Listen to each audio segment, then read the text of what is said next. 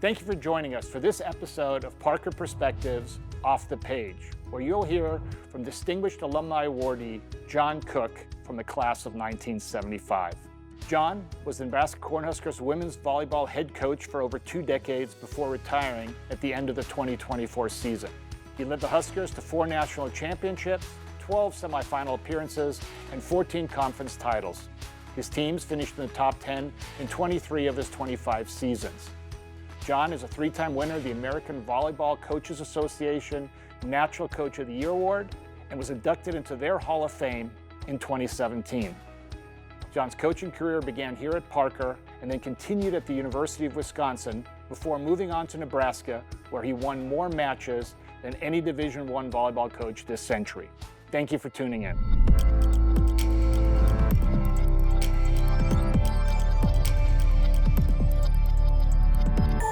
Well, I'm Mahina Hannemann-Gago. I'm the athletic director here at Francis Parker School.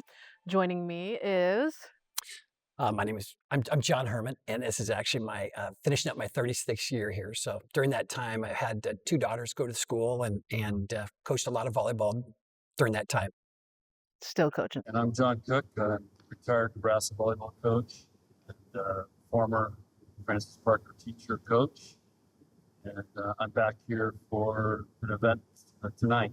So I was invited back and excited to be here and see all the changes. Cool. Outstanding. Well, welcome. We're excited to have you here today. So I'll go ahead and kick this off for us. So we here at Parker, we've kind of shifted towards an education-based athletic approach. So it basically is teaching our coaches and our families pretty much how to use sports to teach life skills and development, and not necessarily focused on the outcomes of wins and losses. Can you tell us about how that either is similar or different to your approach as a collegiate coach? Well, we like to think that we're developing young people, and that's why I got into coaching. One of the reasons I got out is because I think with all the changes in college athletics, we're getting away from that. Now, the difference is John Herman probably could have a losing season and not get fired. In collegiate athletics, if you lose, you're going to get fired. It's going to be a change. So there is that point, and I think the best coaches can balance both of those, and they can make the emphasis, hey, we're here to win.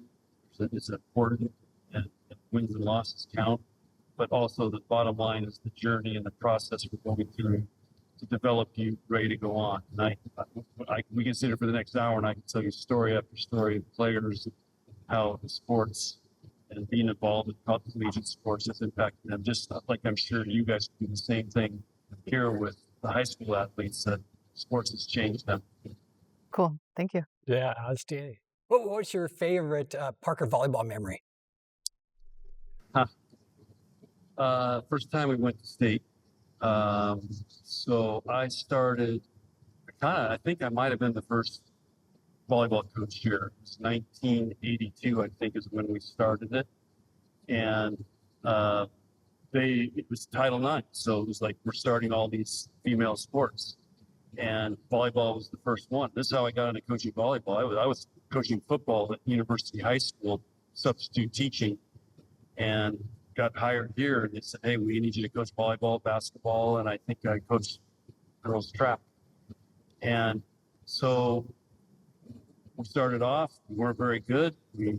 They didn't really know how to compete, train, or anything. And of course, I was a young coach, but I had this football background. So I trained them like football players. And I can remember the old gym was somewhere right in this area.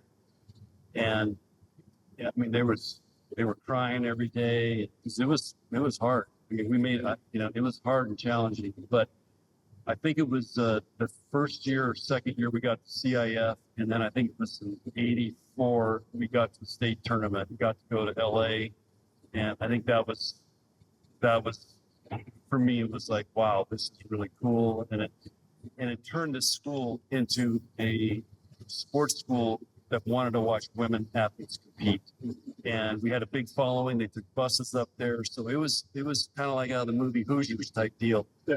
And again, it was the first for everything. And I remember teachers that were here. This, of course, is a very academic school, right? And these teachers were all about academics. And all of a sudden, they all started showing up watching volleyball, and it just became a thing. And so I think that's probably greatest memory or favorite moment. Another one was to get to state. We were playing at, I think it was Chatsworth High School here, and we had match point, and the player went back to serve, and I thought, this thing's going in the net. Somehow, miraculously, the ball just went up and over, ace, won. Because we were all thinking, oh no, it's in the net. And it was, sometimes it's just divine intervention. That's in sports. So a lot of great memories. Oh, that's awesome. So you brought up like faculty staff kind of coming and watching and supporting women's volleyball. How important do you think it is for not just faculty staff, but just the school community to be involved in the experience that we're providing for our student athletes? Well, I think sports is just as important as theater and wood shop and everything going on at a school like this. And, I think it's a cultural builder, and sports can bring people together. Win or lose, it just brings people together. And you guys have a beautiful facility here that people should like coming to. So I think sports are huge. And again, this is what's great about a school like Francis Parker. You can be involved in everything and go to everything, everything they offer here. And that's what's great. And it's small enough where it's intimate and there's a connection and everybody knows everybody. I mean, if you're at a huge high school with 4,000 kids, they're not going to know all the athletes. And here, I think it helps develop the connection in the school faculty. I mean, we had the custodians in here. I mean, everybody was coming. It was in the old gym. I mean, it was standing room only. When we first started, it was nobody. And then once we got to state, it was standing room only every match. Yeah, I think I told you my sister-in-law played on that team, so I hear all the stories. So it's beautiful, amazing. And how did you went from a small school just starting with volleyball, and then in a very short period of time, you progressed rapidly. I know you did some work with our national team, but then bang, you were at Wisconsin. How did that happen so quickly? Well, all I wanted to do was be a teacher and a coach. And as I told you, I started off coaching football at Coronado High School for 2 years and then university. And the whole time I was substitute teaching because back then everybody wanted to be a teacher. And again, you had June, July, and August off. You didn't have the summer programs and all that. So that's all I wanted to do. And then when I finally got offered a full-time teaching job here at Francis Parker, I said, volleyball is my first sport. So the USA national team was training here in San Diego. So I went to a clinic that Marv Dunphy put on. He was the men's coach. And then I went to La Jolla High School. There was Vicky Evelett was the coach there. And I said, can I watch your practice? And I didn't know how to rotate. I didn't know the rules or anything. But I knew how to coach and motivate people. And at least I thought I did. And so we started winning. And then I started my master's program at San Diego State. My wife said, you should get your master's program. And I was not thinking, going into college. I was just thinking, well, I'll get my master's program because I wanted to become a better coach and a better teacher. And that was at San Diego State. It was called Masters of Teaching and Coaching Effectiveness. So I loved it. And it was awesome. It took me 7 years the whole time I was here.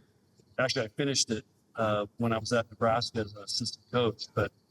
And then there really wasn't a club program. So kids all said, hey, we want to play more. How can we do it? LA and San Francisco all had club programs. So I started a club program. And that thing just exploded. And that's how I got connected with college coaches through recruiting. And next thing you know, I got offered an assistant job at Nebraska. And I can still remember, John, how I felt when I came in and told them I was going to leave. I felt awful because I love this place so much, and they took such great care of me. And you guys know, living in San Diego, it's not the easiest with a new married couple. And they gave us an apartment to live in. So for 5 years, we were able to save money to be able to buy a house. Otherwise, teachers, my contract wasn't a big contract. So anyway, that's how it kind of just took off from there. And then I came back to San Diego with the men and went through the Barcelona quadrennium, and then got hired at Wisconsin as the women's head coach there, and then eventually ended up back in Nebraska. So that was kind of my path. As you know, you get around certain people, you have certain opportunities, and if you take advantage of those, great things can happen for you. USA team was here, a lot of great coaches here. Got to go to the Midwest and experience Nebraska Volleyball, which kind of had its own model and way of doing things that was different. And really one of the first programs besides West Coast schools to be good in volleyball. It's always why USC, UCLA, Stanford. And all of a sudden, Nebraska goes to the national championship in '95. We won it. So it kind of changed volleyball. Wow, that's amazing. Yeah, Just a lot of luck. yeah. A lot of hard work for you, I know. So you talk about like the West Coast schools and then going to the Midwest, kind of shifting that culture. Like, what were some challenges you had along the way coming into Nebraska and kind of implementing like your way of coaching, your philosophy of coaching? So Coach Pettit was the coach that hired me. And he actually, when I got there, he said, I want you to bring California volleyball to Nebraska. So, because what his model was, he recruited these tall, athletic athletes, mainly basketball players, and made them volleyball players. But as you know, Hawaii, California, it was ball control, it's finesse, it's smarts, it's playing, understanding the game. These girls were just great athletes, but didn't know all that. So he wanted me to bring all that to Nebraska. So he turned me loose. And so I worked with a lot of ball control skills. And it kind of just brought that California flair into it. Started doing it really well. So that was a big change. Of course, now it's across the country. I mean, everybody's kind of has got it now. Nice, Great. really cool. To have that type of sustained success over the long period you did, that wasn't by accident. And so obviously you built culture within your program that allowed you to be successful all the time. What are some of the things that you did to build that kind of culture? Somebody walked into your practice. What were they seeing that was maybe different or special about things that you did? Yeah, I think most of my influence as a coach came from coaching football. And so what's football? It's a team game. Volleyball's a team game. You have to play with trust. You got to know what everybody's doing. Volleyball might be more important because the court's so small and it's happening so fast. Second thing is discipline. The coaches I coached with that mentored me were super disciplined coaches and really believed in that. And then we trained technique every day. We broke things down every day. So I don't know how much I got from culture from that. It's hard. Football culture is a lot different than volleyball culture, but it took me a while to build a culture with women.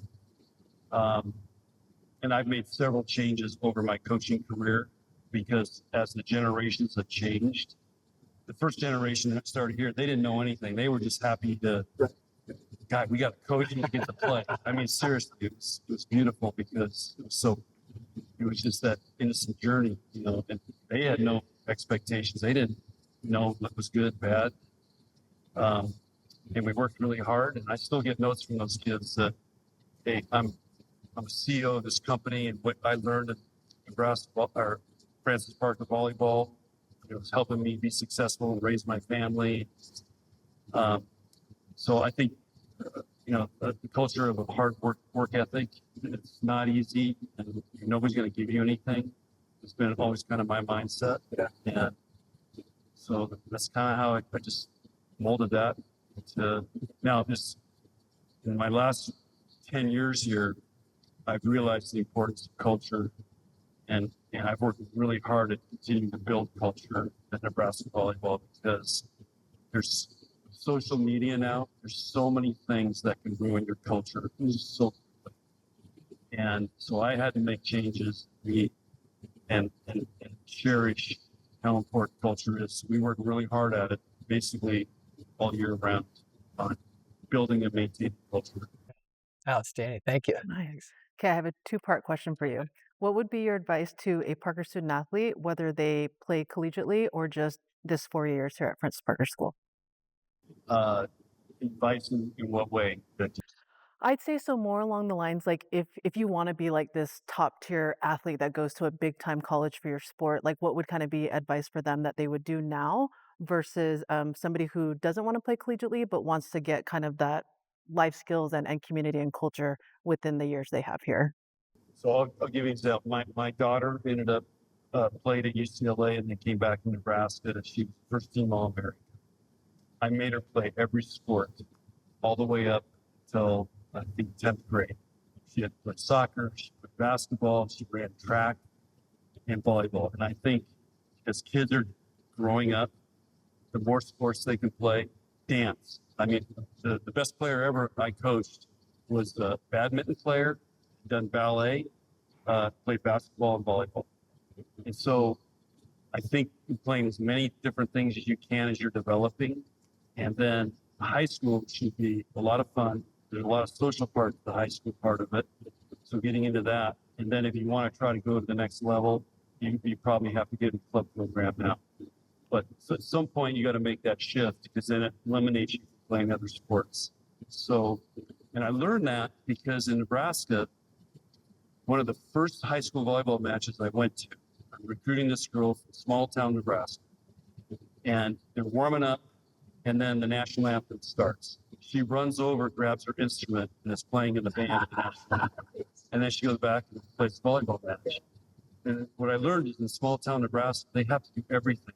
They're a student council, they're in the band, they do all the sports, they're on the 4-H committee.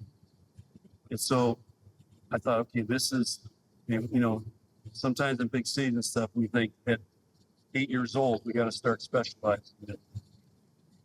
Anyway, we could go on and on all day about that, but that would be my advice. Play as many sports as you can, figure out what you really love, and you're going to have to find extra at some point in your high school career to get involved in some type of club program. Take it back a long time ago. Maybe you don't remember, but with you, I bet you do remember. So it's your first state championship game. You're talking to those girls. It's a precious time. You know, they're just, if you're not an athlete, you don't really know the feelings that you have at that moment. What did you say to those girls? And then how was it similar to what you maybe said to your Nebraska teams before one of your 4 championship matches? You know, you guys prepped me on that question. I really had to think about it because I can tell you this, I was so nervous. I thought I was going to throw up because it was all new to me. And it was, you know, and it still was, back then it was a pretty big deal to go to state tournament. You know, but what I do remember, I had to think back on it. So I can tell you what I tell my Nebraska team before all the biggest matches. It's basically trust your training and ready for this. And, you know, go out and go for it. But back then, I remember convincing those kids that we're for real, because we were the first San Diego school ever to win a state championship in girls volleyball. Mm-hmm. It was always LA and San Francisco schools that won it, and we were playing this. I remember in the state final, our first time we won it, we're playing this school from up in Northern California, and they'd won like all these state championships, and we're just like, do we even belong here? You know, again, it's like the movie Hoosiers. Yeah. We're walking in like, are you serious? We're here. So I just remember telling those kids, hey, we belong here. We can do this. We're going to win this. And just trying to convince them, and mainly probably trying to convince myself that, you know, we finally arrived here because it was like unheard of for San Diego teams to compete. Yeah. Because at that time, there's really no club programs here. And all those LA had huge club programs. So they just had a big advantage. I don't think people realize how far behind San Diego was, because I was coaching at that time up in Orange County. And when I came down here, I'm like our JV teams are better than varsity teams down here. So for you to do what you did, and this is the environment that you were in, and out of a small school like that, I think that really did make it very, very special for sure. You know, it kind of set the trajectory of our program that we've, you know, continued on now for a while. No, because the amazing things here. It's pretty cool for me when I'm recruiting. I'll run into, whether it's for the boys volleyball team or for the girls volleyball team here. Hey, my daughter plays at Francis Parker. I mean, they just know there's a connection there. And I just hear all the time. And then you see the players from here that go to college, you know, and recruiting and stuff. And it's been pretty amazing where we started and where it got to. congrats on all your success. You've done a great job. Well, thanks for getting us started. It's beautiful. Remember, the whole time I'm thinking, when can I get back to coaching football? Because I started off and again, they were crying every day. And I'm thinking, okay. And Dr. Crone was our headmaster at the time. And about every week he'd call me in. And it was beautiful because he'd say, well, I got a call, their daughters are crying. And he goes, just keep doing what you're doing. This is awesome. They need this. And it was great. And it wasn't that I was mean or anything. It was just I was holding them to a standard, but they had no idea what that standard was because this is their first time playing sports. Oh, that's amazing. It's funny because my background, I'm a big time football fan. I mean, that's my favorite. I shouldn't tell anybody, but that's my favorite sport and how it's coached. And I remember as a little kid going to watching Bill Walsh and his practices and how he broke things down and really focused on all the intricacies of every skill. And so, that's how I thought you coach, but it wasn't really done that way in volleyball, So anyway, when you said that, I was like, oh yeah, that's kind of cool. Well, so you can understand that. Yeah. That what other role models were there? I played basketball in college, and I had a great coach, Jim Ravelli, and over here at the University of San Diego. It was pretty fundamental there, but also there's guys that got talent. They just take the ball and go. Football, you got to train. Everybody's got to train. So there's a lot of organization that goes into that. And I remember my first year as assistant at Nebraska in 1988. I went and watched Coach Osborne, and they had 4 stations going, all training, competing, because they had 150 guys. And it was so organized. I'm like, this is unbelievable. And everybody's just working on footwork, working on this technique, 4 different stations going. It was blew me away. Yeah. Oh, amazing. Thanks. Cool. So you talked a little bit about like specialization and even like the influence of social media. Parents these days, I think, kind of aren't educated maybe enough on like how that can influence whether their children or even their own opinions and perspectives. So what advice would you give to a parent of a Parker student athlete? Stay off social media. But it's part of their life. So how do you manage it? And what I've learned working with 18 to 22-year-olds are that that social media give them a false sense of reality. And everybody in the social media world is perfect. Everybody's beautiful. Everybody's perfect. Everybody's this cool, that cool. But the reality is you may not be that way, or you may lose a match or something like that. And then anybody can get on there and say, oh, so-and-so blew it. Coach should be fired. It just starts that. And the thing is, they believe it. It's like I can't, and we tell you, anybody can say anything on social media or send you anything or DM you or whatever they do, but they believe it. And to try to get them to understand, anybody can say anything, and you have to stay focused on what we're doing, what our conversations are. So it can be a bad deal, and I've seen it ruin people, and that's one of the reasons I think there's so many mental health problems right now, because these kids grow up, and I call it the video game mentality. I'm playing volleyball or football in a video game. I lose, start over. Okay, and then they play a lot of club. It doesn't matter really whether they win or lose. Oh, we got a next game. So they really don't understand.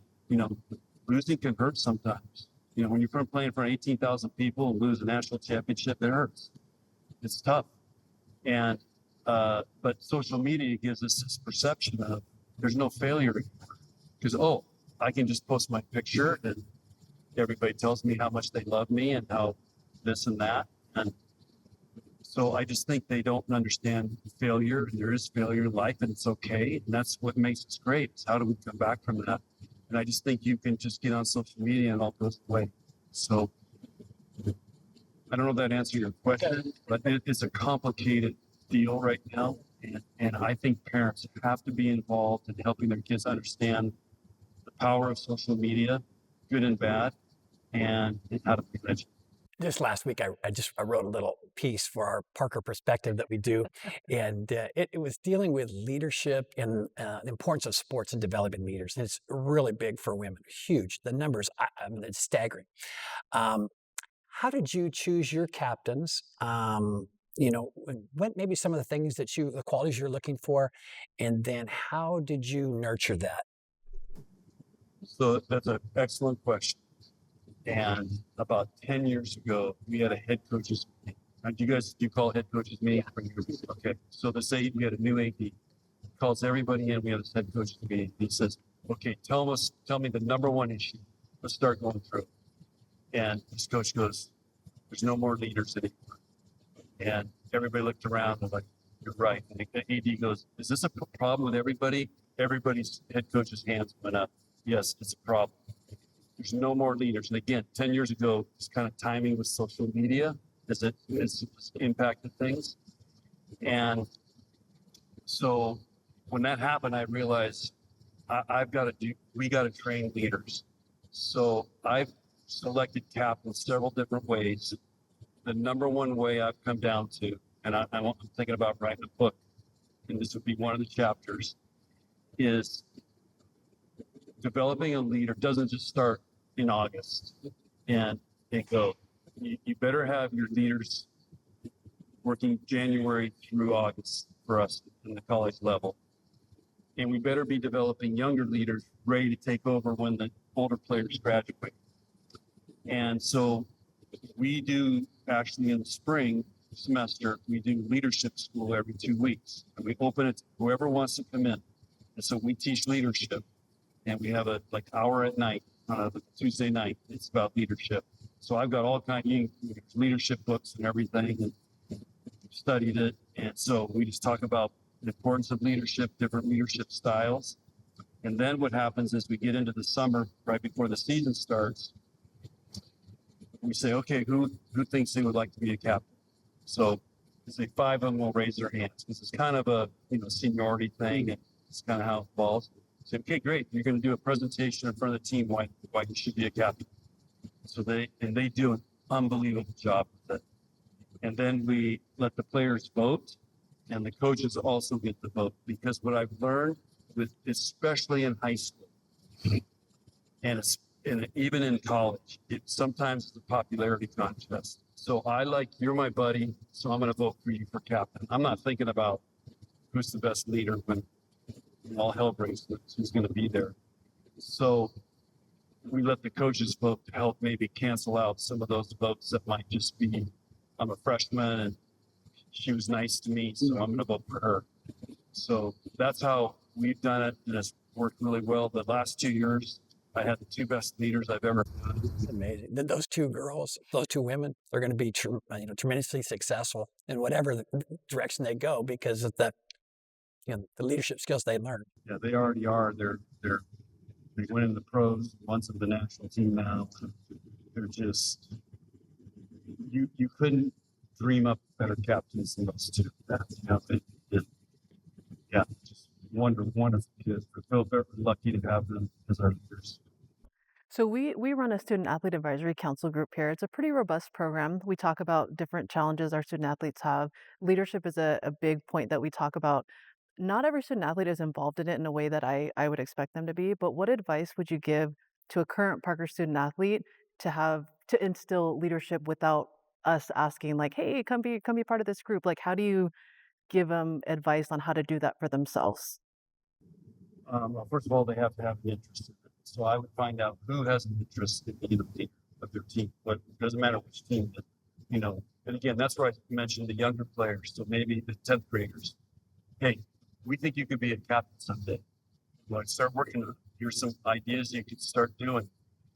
Start thinking about it. And again, at a school like here, these kids want to be challenged. They want those challenges. So I think that would be a really cool thing. And getting involved in student advisory would be really cool. And that's a great idea. But I would start planting those seeds with them to get them to start thinking about maybe I could be a leader. And then how does that apply once you leave here? So let's say I'm not going to play sports, but I will be a doctor, a business person. I mean, I speak to all kinds of business groups want me to come in and talk about leadership because they don't have leaders either. And so everybody is searching for this cute, clues to being a great leader and the skills to being a great leader. And everybody wants to know how to deal with this Generation Z, whatever they're calling it now. Everybody's struggling with it.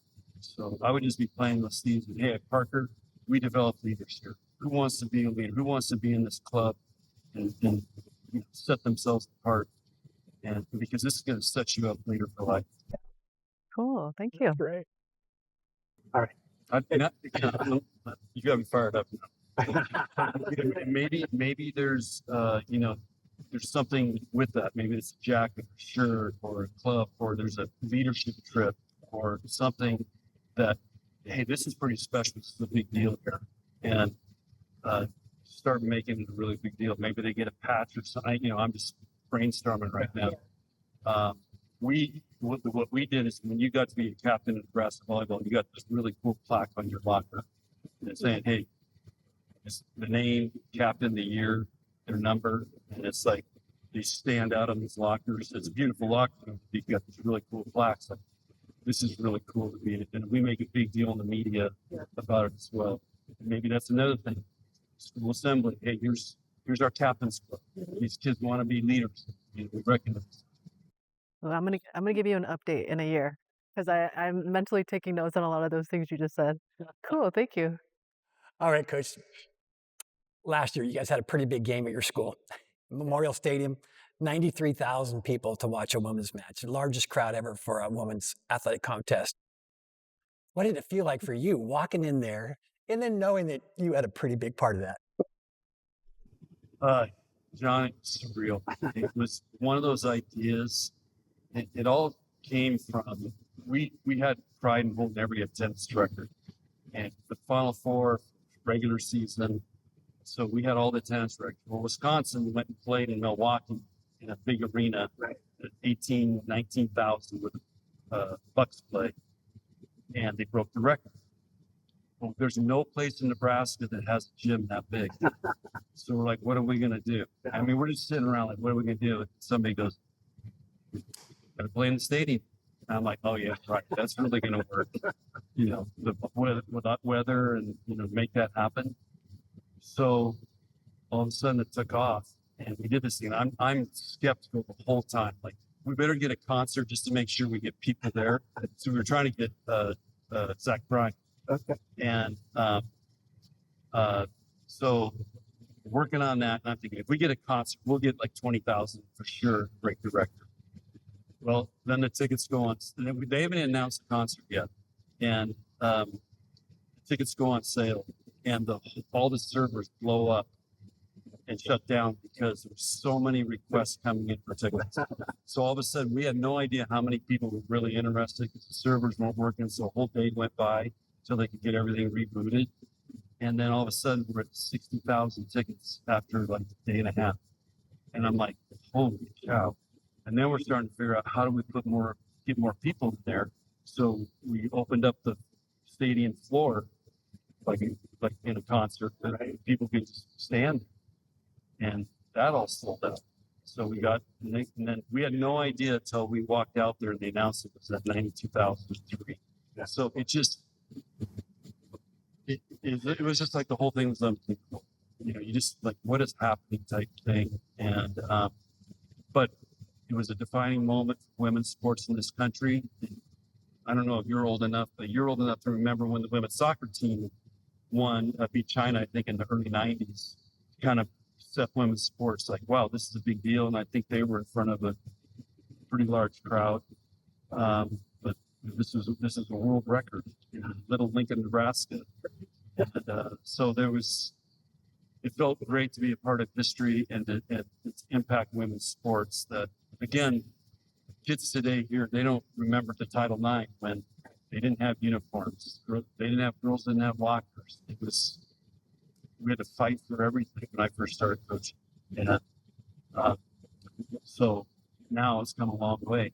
And but So it felt great to be a part of that because it was such a defining moment for women's sports. And then from there, you know, the Caitlin Clark thing took off, and you know, softball's taken off. I mean, it's you got pro sports now and for women going all over the place. So it was a really cool.